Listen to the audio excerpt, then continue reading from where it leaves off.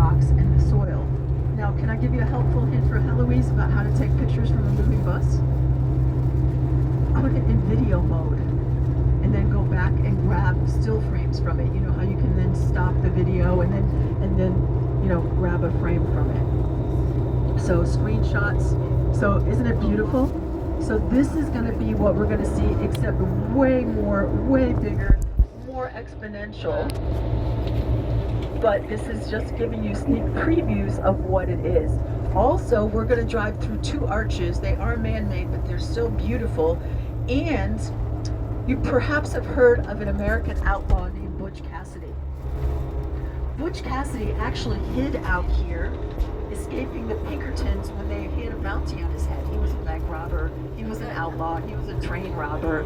And so he actually lived out here in a series of caverns and escaped the Pinkertons hunting him for the bounty on his head.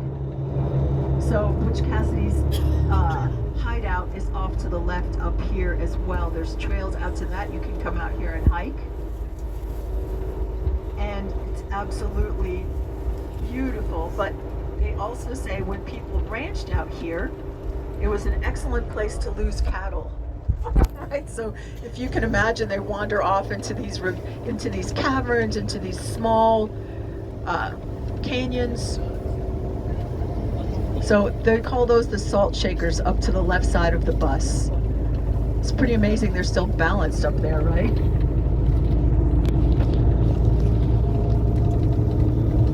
So Dixie National Forest, that's what this is. We will drive through this. Now I also want to draw your attention, if you ever decided to come out, there are these bike trails. So this isn't Zion yet. This is something else. But there's bike trails that run all the way from Zion all the way out here, and you can rent e-bikes in Zion. Would that not be the most fun thing to do ever, is to come out here? There's also campgrounds, as you can see out here. Again, not even Zion yet.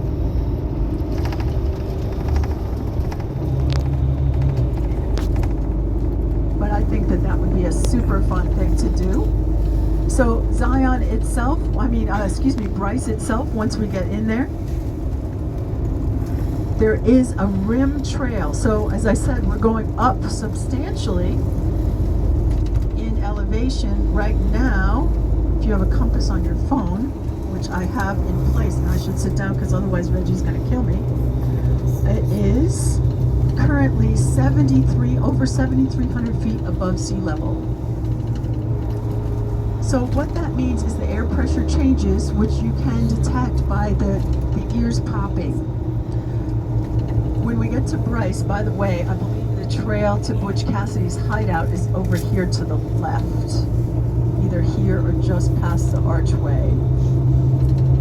So you can come out here and hike.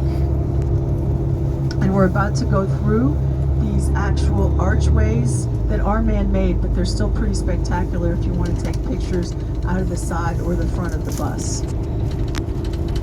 All right, where was I? Oh, yeah, so here's one of the archways. It's beautiful, isn't it? So they blasted through the rock to create the highway and created this archway.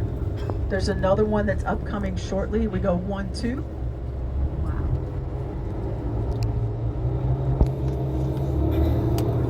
In Utah, how green everything is. That's one thing that I miss living in Las Vegas, is green, especially coming from the East Coast, right? Those of you that are East Coasters know what I'm talking about. You go to Vegas and there's very little water and very little green, both of which Utah has in abundance, and that's why it's so nice to come out here. Bless you. So once we get to Bryce, we're going to so when we get home tonight, the sun will be setting. When we're at Bryce, we'll be at Sunset Point. That's how you can remember, okay? Because there's also a sunrise point. So I'm making a point for you to remember the point. So, again, there's this series of amphitheaters at Bryce. So when we drop you off, we're going to stay, the bus will be in the same place. It's not going to move, and you're not going to get on any other motor vehicle while you're at Bryce other than this one. Okay? So that being said, there's this beautiful rim of the canyon or amphitheater that you can walk and see the hoodoos. It's so beautiful. You can walk to Sunrise Point. You can walk back to Sunset Point, none of which really requires any strenuous hiking. It's more like a walk because it's level. So if walking is difficult for you, it's still going to be okay, right? There's benches you can stop at. There's picnic tables. You can take your lunch if you did opt in for a lunch and go eat at the tables and enjoy the spectacular views. One of the things I do want to remind you of, however, is it is a thinner atmosphere, so breathing sometimes is a little bit more labored because of the air pressure, because of the elevation, right? People say that the air is thinner. That's technically not it, but regardless, it's a little bit harder to breathe. So if you go down beneath the rim of the canyon, down is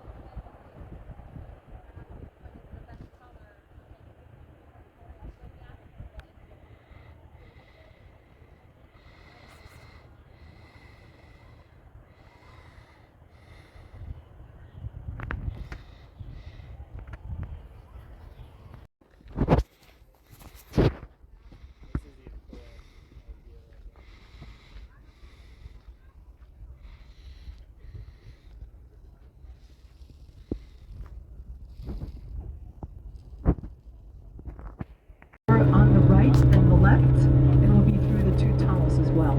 I mean, arches.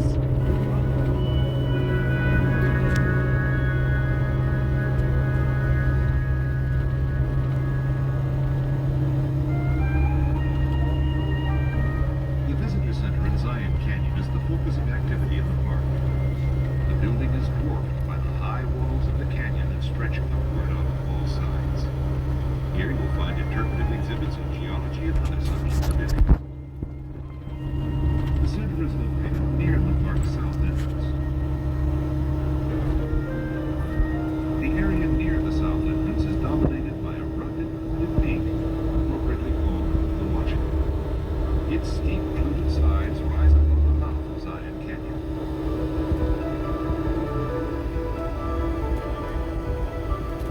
Below the Watchman is the most significant natural feature here. This is the Virgin River, nature's principal instrument in the carving of the canyon. It scarcely seems possible that this apparently inconsequential stream, lovely though it is, could have carved anything as vast and splendid as Zion Canyon.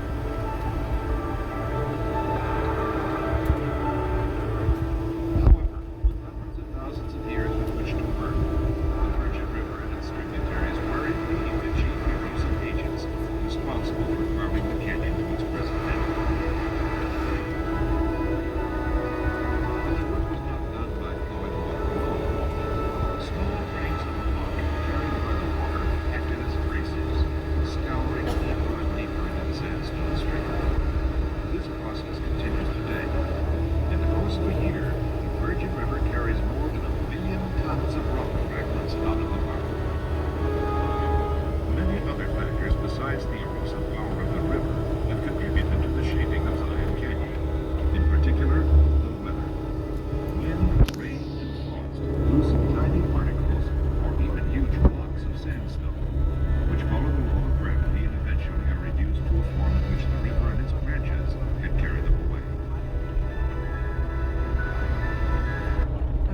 two little archways, number 1 and number 2, right here.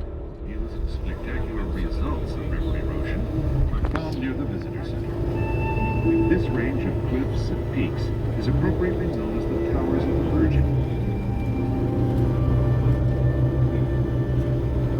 The broad, untopped West Temple is so vast, the viewer feels tiny before it. I'm just taking a video. The altar of sacrifice, with its long streaks of blood-like red rock, rises 3,500 feet above the floor of the canyon. Although Zion Canyon is the best-known part of the park, several outlying areas have great appeal as well. There's even a petrified forest here, in the southwest desert section of the park. Our trail starts at State Highway 9, near the town of Rockville. This section offers a fairly easy and very scenic hike, past some native desert formations. At this point, Zion Canyon is on the far side of the West Temple at the center horizon. The Petrified Forest Trail, best in spring and fall, is ideal for those visitors who like to get away from the busier areas of the park. Okay, up on the right, there's going to be some really great little orangey hoodoos coming up, and currently. The petrified tree trunks. Over eons of time, once living things have been turned to stone by complex geological processes. In the northwest section of Zion National Park are the Kulop Canyons, reached from the exit of Interstate Highway 15. This is a spectacular landscape of red rock cliffs and views, quite different from Zion Canyon. So once again, those formations they call the salt shaker, salt and pepper shaker, are right here to the right. The Taylor Creek Trail is the most popular of several fine trails in this section. Besides the superb scenery through which it passes, hikers are also treated to a touch of history. This is the Larson Cabin, the settler's home dating from the 1930s, before the Kulop section was added to the park.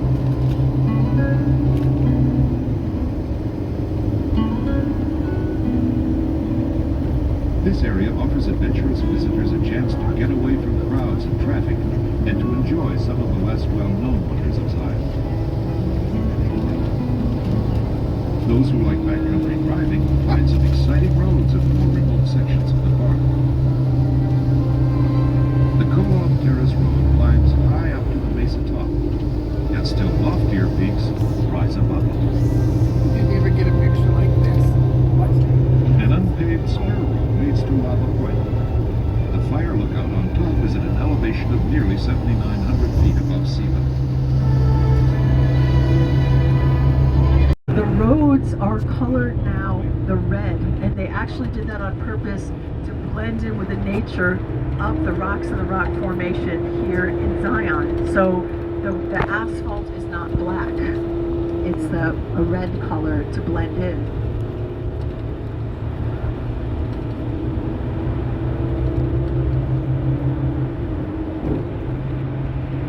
You start to see Checkerboard Mesa kind of 11 o'clock out of the bus, and that is where we're going to stop for some photo ops. And you see how the rock has been eroded in a checkerboard form. Again, it's sort of nature as art. How did that happen?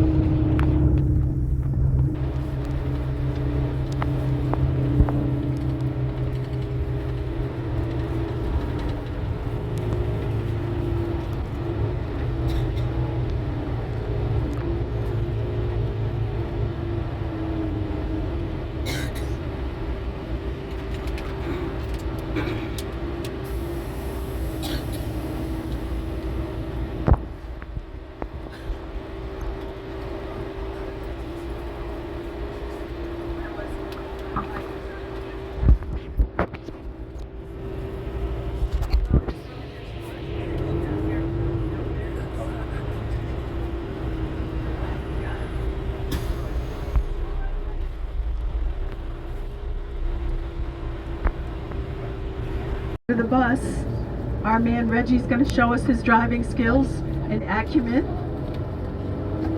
Slot Canyon on the right just before we go in, a pretty pretty significant one. So can you imagine in the days of having traffic going both ways? God. So you see there's light at the end of the tunnel. I want to hear oohs and ahs. They get better and better each time. So our very first one will be coming up on the right. See, that's got to go. The light on the camera. Sorry. All right, first one.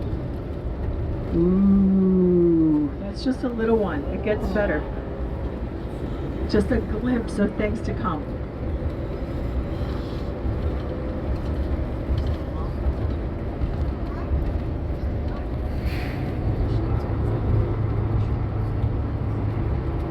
And wait till you see when we come out the other side where we've been. Can you imagine jackhammering this back then? There we go. I see a few people are oohing and eyeing. We got 3 more. 2 more. No, 4, 6. That was 2. 4 more.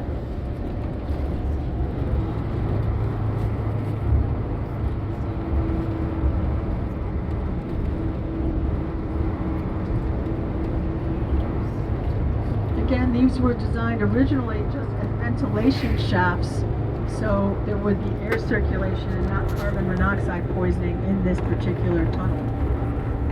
But they're scenic, so they kept them. Ready? This is a 1-2. 1-2.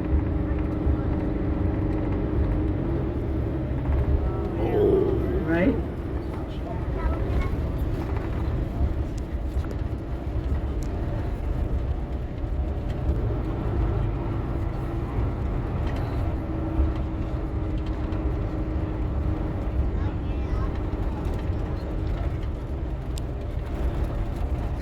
Then we got 2 more left.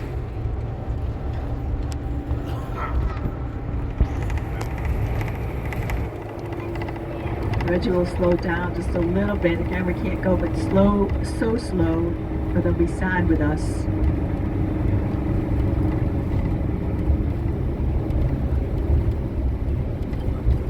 And then this is another. It's pretty amazing. Good job. That was fun. Oh, but wait.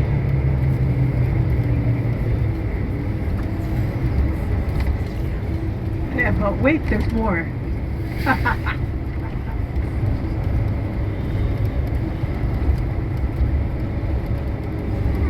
Here we go. The grand finale.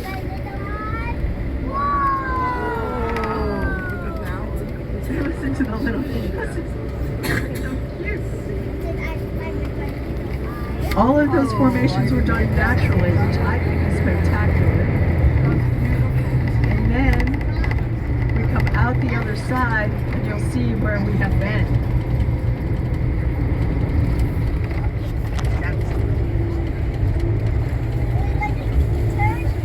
Ta-da! We'll stop for photos, but I don't know, you can look down to the right. There's switchbacks. So the switchbacks are like you go back and forth. We're going way down there. And look at the traffic that stopped for us. So way down. So this will be Reggie's driving skills demonstration. And you stop. No pressure. No pressure, Reggie. And you see how it looks like rocks have tumbled off the walls of the canyon because they have, right? So you see how there's pieces that's the natural erosion that actually occurs due to the freezing and the thawing, the rain, the wind. I know, these people are crowding us a little bit. We got it, Reg?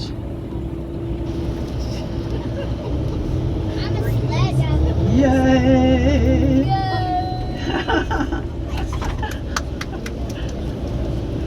Right ahead, that naturally occurring arch is also where the Canyon Overlook Trail comes out.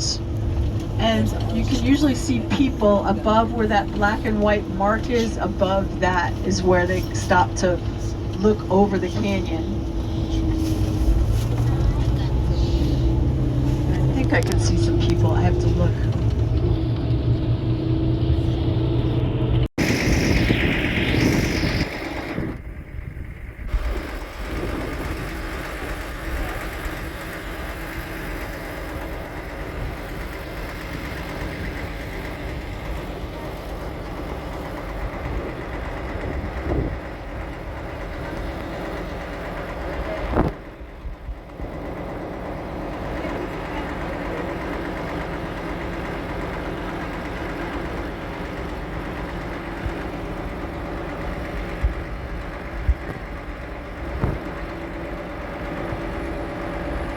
Sort of mind-boggling if you think about it.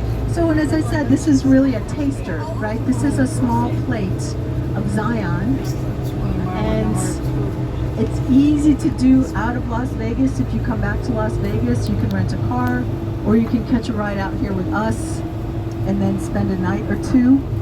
Highly recommended. But to see 2 national parks in a day like this and get home still not at like midnight is also a pretty spectacular thing too.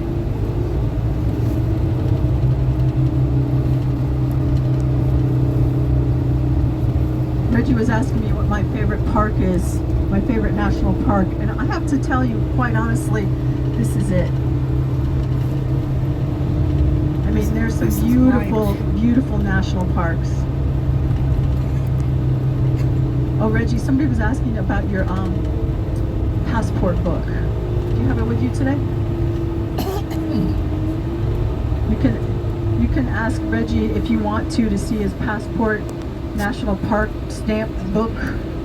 Reggie's been to a lot of national parks. Some with his job, some because he wanted to. What's your favorite, Reggie? You said Zion too? This is Zion as well. And Reggie's been to a lot more parks than I I have. think it's mine too.